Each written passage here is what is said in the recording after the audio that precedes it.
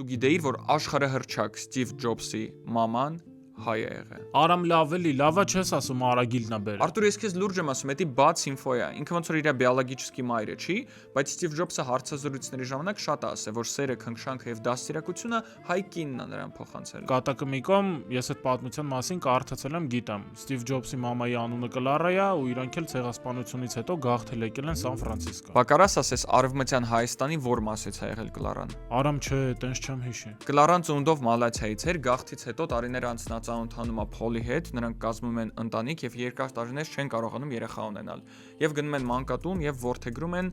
ապագա հանճարեղ մարդուն, որը փոխել է ողջ աշխարհը, Ստիվ Ջոբսին։ Այս պատմությունը լսելուց հետո կարելի է ֆիքսել են փաստը, արա դե հայի մոր դաստիարակությունը ուրիշ է էլի։ Համել մի հատ պատմություն կա, չգիտեմ ինչքանով է ճիշտ, Ստիվ Ջոբսի մայրը ամեն անգամ իրան կանչել է այ